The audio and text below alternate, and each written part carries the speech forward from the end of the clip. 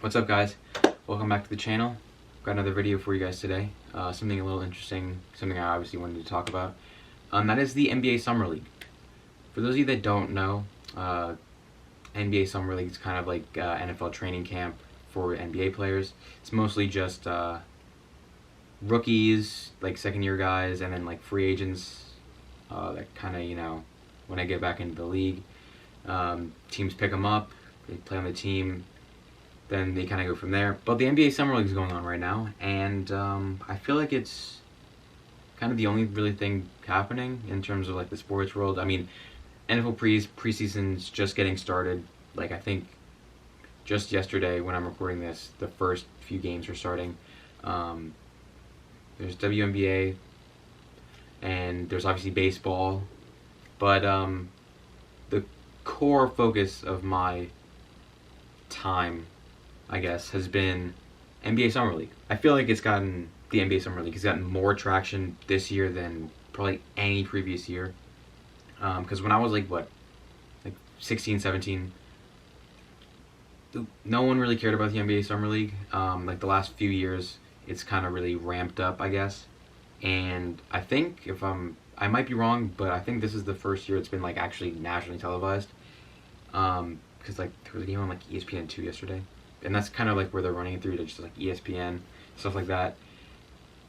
Personally, I think the way that they're marketing the summer league is phenomenal, because I mean it's kind of the only thing on right now in terms of the sports. Getting into the summer league itself, I think that the summer league and college basketball probably the two purest forms of the sport, because obviously, like I said, you have like rookies, you have second year guys, and you have obviously the free agents. And these are all guys that are trying to either prove a point to their team, like the rookies or second year guys. In terms of the free agents, you have guys trying to get back on a roster, put themselves out there, kind of like show these teams that they still have stuff left in the tank. And you're always going to get these guys working hard. These guys aren't going to slack off on defense because they have so much to prove. They have so much is on the line for them, in a sense. That's obviously where the purest, it's kind of like the best parts of the game. Because honestly, I watched a few games. It is ridiculously exciting, like regardless of the teams that are playing. And it's kind of the other thing. Sure, like I might not remember a lot of these guys, like probably 60% of the guys that play in these games, but it's very cool to see them have their time, their moment. I watched Sixers Hawks yesterday, and I couldn't tell you who Skylar Mays is, but he was like the leading scorer for the Hawks summer league team. I don't know if he makes our NBA roster, but like that for him, his little time there to show what he's got, that's exactly what the summer league is about, and it's really cool to see. And for the younger guys, the guys that probably don't get much playing time, that probably won't get much playing time this year, or maybe even last year, it's really cool to see them be like the focal point of an offense. Like I said, I watched the Sixers summer league game yesterday. Tyrese Maxey had 31.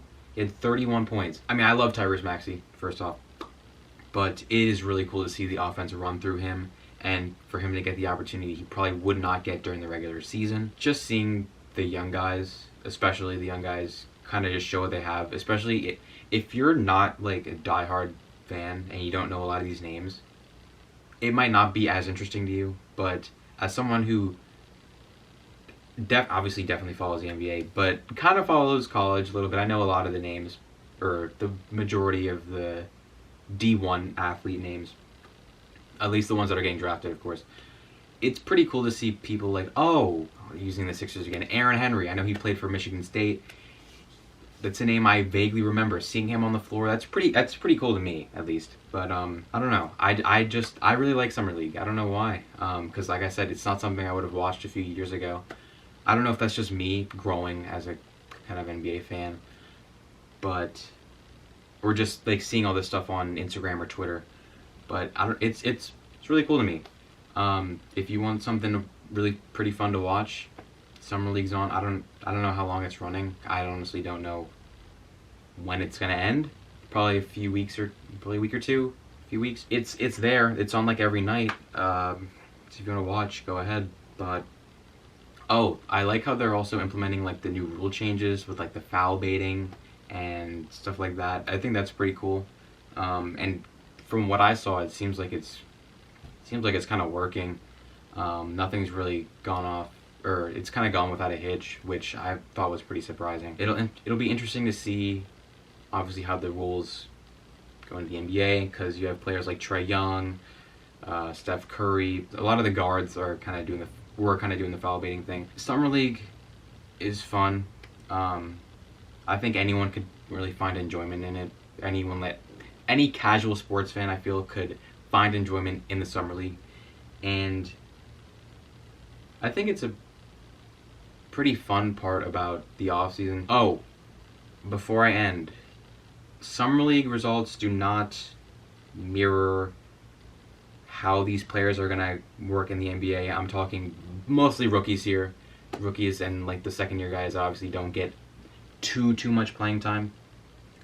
Summer League is not indicative of what these players are actually gonna play like or do in the regular season, because obviously right now they have so much more freedom to work with the ball. A lot of these guys are going to be relegated to either 3D guys or interior defenders in terms of like bigs. How these players are playing right now in Summer League does not indicate how they're going to play in the regular season. It's not indicative of what they're going to be like in the NBA. It sure helps, but you can't know for sure. I saw people calling Cade Cunningham a bust, which is a bit extreme, obviously, after his first Summer League game. I hope he's not a bust. He's probably not going to be a bust, but like, you can't overreact off of Summer League. It's kind of the point I'm getting across.